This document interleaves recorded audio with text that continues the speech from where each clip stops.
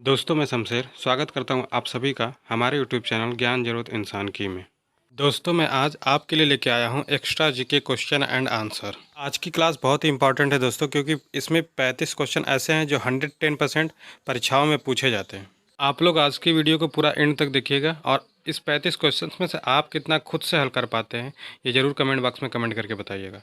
तो चलिए दोस्तों बिना किसी देरी के स्टार्ट करते हैं आज के आपके टॉप 35 प्रश्न। लेकिन उससे पहले अगर आप चैनल पर नए हैं तो चैनल को सब्सक्राइब कर लीजिए, साथ ही बेल आइकन को प्रेस कर लीजिए ताकि आने वाली वीडियो की हर एक नोटिफिकेशन आप तक पहुंच सके। तो मेरे प्यारे दोस्तों आइए जानते हैं आज का आपका रिवीजन प्रश्न क्या है।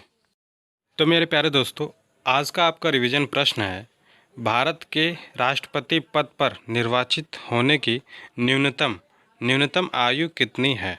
ये बहुत ही इंपॉर्टेंट क्वेश्चन है दोस्तों। तो अगर आप में से किसी को भी इसका सही जवाब पता है तो कमेंट बॉक्स में कमेंट करके ज़रूर बताएं, और जिसको नहीं पता है उसे घबराने की कोई ज़रूरत नहीं है। नेक्स्ट वीडियो में इसके सही आंसर मैं आपको प्रोवाइड करा दूंगा। तो चलिए दोस्तों आइए जानते हैं आज का आपका पहला प्रश्न। पहला प्रश्न है, किस संविधान संशोधन द्वारा मत देने की न्यूनतम आयु 18 वर्ष की गई थी। बहुत ही इंपॉर्टेंट क्वेश्चन है दोस्तों, हर एक एग्ज़ाम में पूछा जा सकता है।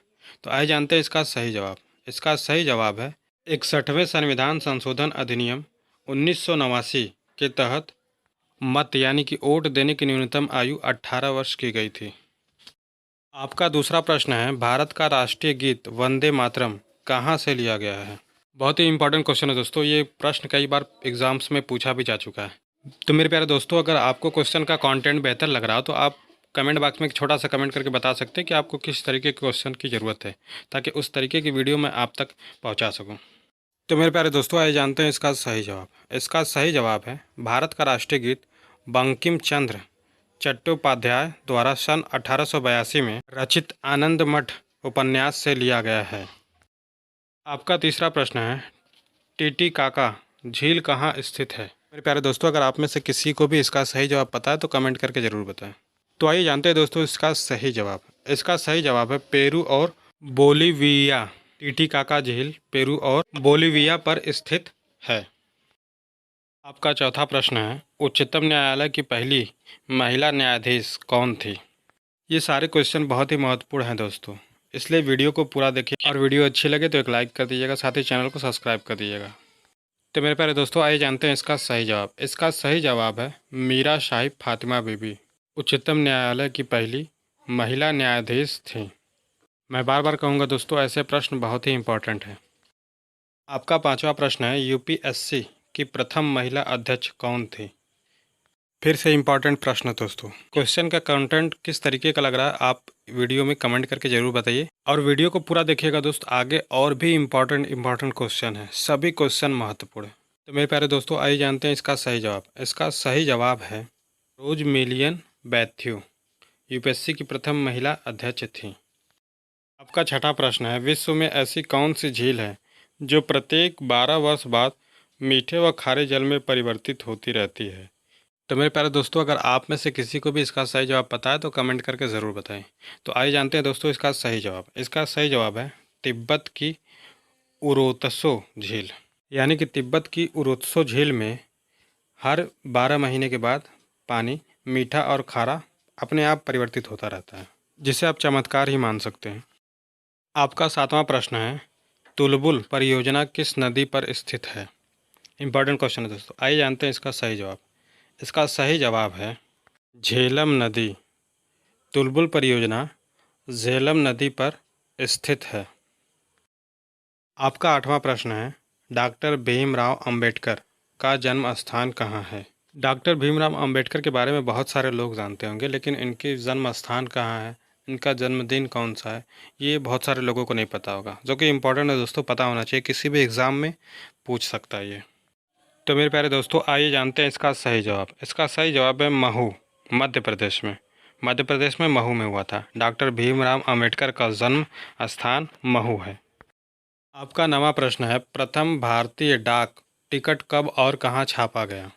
बहुत ही महत्वपूर्ण प्रश्न है दोस्तों, तैयारी करने वाले बच्चों के लिए ये आज की वीडियो बहुत ही इम्पोर्टेंट है। ये किसी एक चीज़ की तैयारी के लिए नहीं है दोस्तों, आप किसी भी चीज़ की तैयारी करते हैं सभी के लिए ये वीडियो बहुत इंपॉर्टेंट है।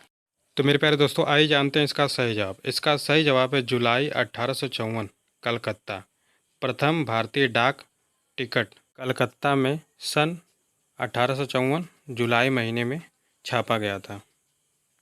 आपका 10वां प्रश्न है, भारत में सर्वाधिक वर्षा वाला स्थान मसीनराम किस राज्य में स्थित है? तो अगर आप में से किसी को भी इसका सही जवाब पता है तो कमेंट करके जरूर बताएं। और दोस्तों, अगर आपको क्वेश्चन का कंटेंट बेहतर लग रहा है तो आप छोटा सा कमेंट करके बता सकते हैं कि आपको किस प्रकार के क्वेश्चंस की ज़रूरत है। तो मेरे प्यारे दोस्तों, आइए जानते हैं इसका सही जवाब। इसका सही जवाब है मेघालय। भारत में सर्वाधिक वर्षा वाला स्थान मासिन राम मेघालय राज्य में स्थित है। आपका 11वां प्रश्न है, किस क्षेत्र को विश्व की छत रूफ ऑफ द वर्ल्ड कहा जाता है? मेरे प्यारे दोस्तों, अगर आप में से किसी को भी इसका सही जवाब पता है तो कमेंट करके ज़रूर बताएं। तो आइए जानते हैं इसका सही जवाब क्या है। आपका सही जवाब है पामीर के पठार को। पामीर के पठार को विश्व की छत रूफ ऑफ द वर्ल्ड कहा जाता है। आपका 12वां प्रश्न है, प्रसिद्ध कोहिनूर हीरा कहाँ से प्राप्त हुआ था? बहुत ही महत्वपूर्ण क्वेश्चन है दोस्तों, आपके लिए, हर एक एग्ज़ाम्स के लिए। तो आइए जानते हैं इसका सही जवाब। इसका सही जवाब है गोलकुंडा की खान से। प्रसिद्ध कोहिनूर हीरा गोलकुंडा की खान से प्राप्त हुआ था।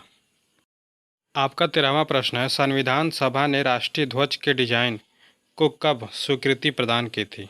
तो मेरे प्यारे दोस्तों, अगर आप में से किसी को भी इसका सही जवाब पता है तो कमेंट करके जरूर बताएं। तो आइए जानते हैं दोस्तों इसका सही जवाब। इसका सही जवाब है 22 जुलाई 1947 को संविधान सभा ने राष्ट्रीय ध्वज के डिजाइन को स्वीकृति प्रदान की थी। आपका 14वां प्रश्न है, अगर किसी व्यक्ति के शरीर में हीमोग्लोबिन की कमी हो जाए तो उसे कौन सा रोग होने का खतरा होगा? तो मेरे प्यारे दोस्तों, अगर आप में से किसी को भी इसका सही जवाब पता है तो कमेंट करके ज़रूर बताइए। तो आइए जानते हैं दोस्तों कि इसका सही जवाब क्या है। इसका सही जवाब है एनीमिया। अगर किसी व्यक्ति के शरीर में हीमोग्लोबिन की कमी हो जाए तो उसे एनीमिया नामक बीमारी होने का खतरा होगा। आपका 15वां प्रश्न है, पोलो खेलते समय किस भारतीय बादशाह की मृत्यु हुई थी?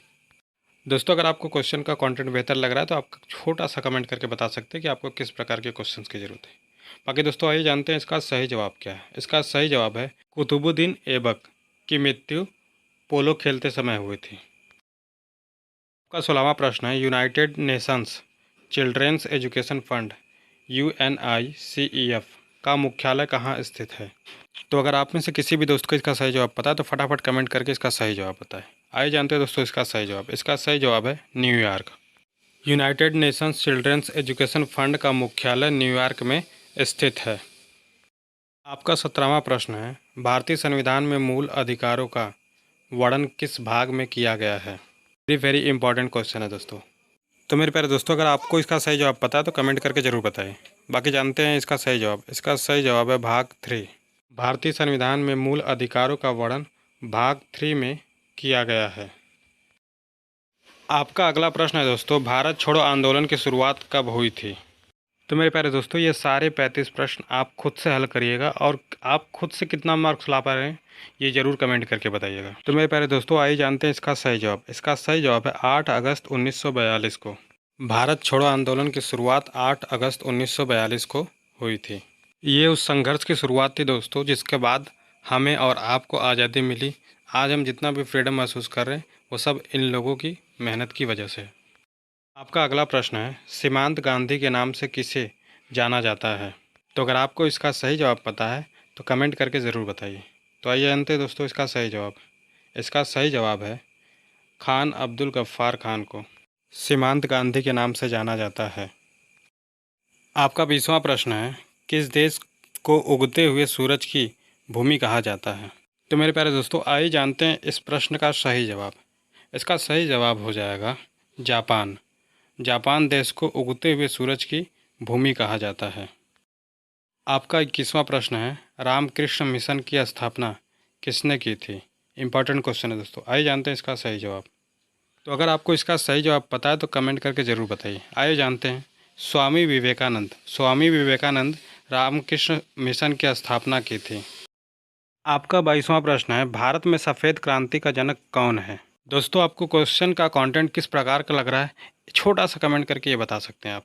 बाकी वीडियो बनाने में कोई कमी भी नज़र आ रही हो तो आप उसके लिए भी कमेंट कर सकते हैं। तो आइए जानते हैं दोस्तों इसका सही जवाब। इसका सही जवाब है डॉक्टर वर्गीज कुरियन। भारत में सफ़ेद क्रांति के जनक डॉक्टर वर्गीज कुरियन हैं। का 23वां प्रश्न है, सुपीरियर झील कहाँ स्थित है? तो आप में से जिन भी दोस्तों को इसका सही जवाब पता है, फटाफट कमेंट करके बताएं दोस्तों कि इसका सही जवाब क्या है।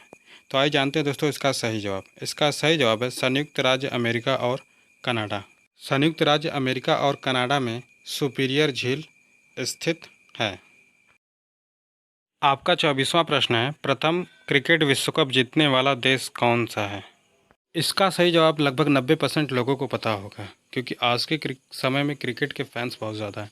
तो आइए जानते हैं दोस्तों इसका सही जवाब है। इसका सही जवाब है वेस्ट इंडीज। एक दौर है दोस्तों 2023 का जिसमें विश्व कप के लिए वेस्ट इंडीज़ की टीम क्वालिफाई नहीं कर पाई है, लेकिन एक दौर वो भी था दोस्तों कि जब पहली बार विश्व कप हुआ था तो सबसे पहले जीतने वाली टीम वेस्ट इंडीज़ थी और अच्छी अच्छी टीमें उसके खिलाफ डरती थी। आपका नेक्स्ट क्वेश्चन है, लोकसभा का सदस्य बनने के लिए न्यूनतम आयु कितनी होनी चाहिए? बहुत ही महत्वपूर्ण क्वेश्चन है दोस्तों। आइए जानते हैं इसका सही जवाब। इसका सही जवाब है 25 वर्ष। लोकसभा का सदस्य बनने के लिए आपकी कम से कम आयु 25 वर्ष होनी चाहिए।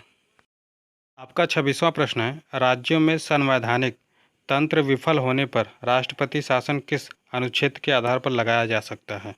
बहुत ही महत्वपूर्ण क्वेश्चन है दोस्तों, हर एक एग्ज़ाम्स के लिए, बाकी खुद की जानकारी के लिए भी। तो मेरे प्यारे दोस्तों, आइए जानते हैं इसका सही जवाब। इसका सही जवाब है अनुच्छेद 356। आपका 27वां प्रश्न है, भारत का राष्ट्रीय जलीय जीव कौन सा है? आइए जानते हैं दोस्तों इसका सही जवाब। इसका सही जवाब है गंगा डॉल्फिन। भारत का राष्ट्रीय जलीय जीव गंगा डॉल्फिन है।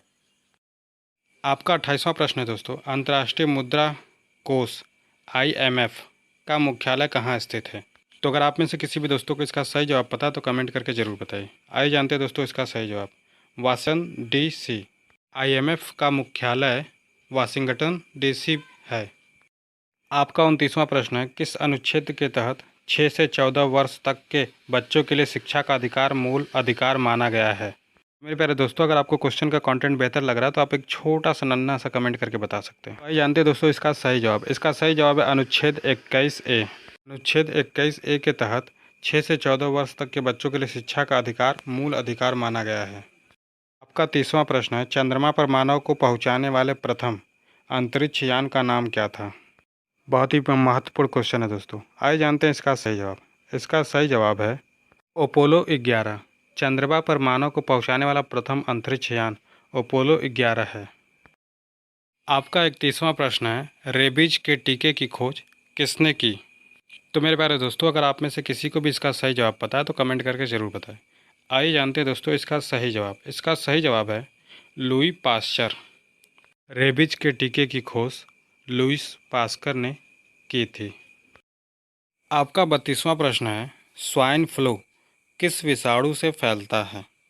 बहुत ही इंपॉर्टेंट क्वेश्चन है दोस्तों, और आप सभी को पता होगा कुछ समय पहले भी स्वाइन फ्लू फैला था। तो एक बीमारी हो रही है और आज का दौर ऐसा है दोस्तों कि लोगों का खान पान कुछ अलग तरीके का होगा, जिसमें खाद्य की मात्रा ज़्यादा है, इसलिए बीमारियां ज़्यादा उत्पन्न है। तेल वसा ज़्यादातर लोग खा रहा है, इसलिए बीमारियों की उत्पत्ति भी बहुत ज़्यादा हो रही है।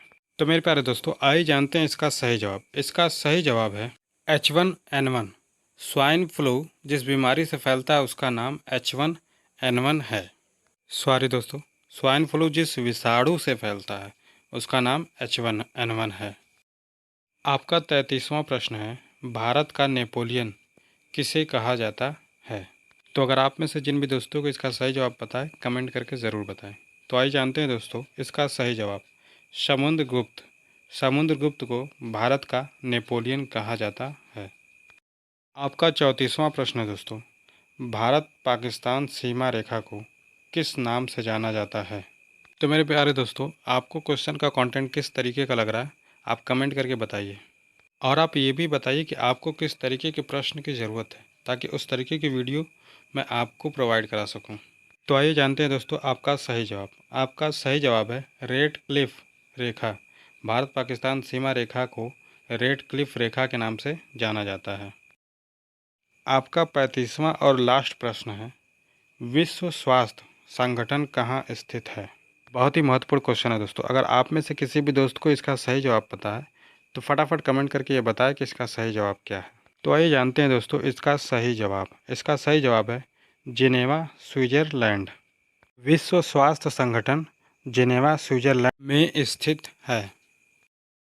आज की वीडियो में बस इतना है दोस्तों। अगर वीडियो अच्छी लगी हो दोस्तों एक लाइक कर दिएगा, साथ ही चैनल को सब्सक्राइब कर दिएगा ताकि आने वाली हर एक वीडियो की नोटिफिकेशन आप तक पहुँच सके। बाकी अपने दोस्त भाई रिश्तेदार के साथ शेयर भी कर दीजिएगा। तो चलिए दोस्तों, मिलते हैं आपसे नेक्स्ट वीडियो में और भी अच्छी जानकारी के साथ। तब तक के लिए गुड बाय।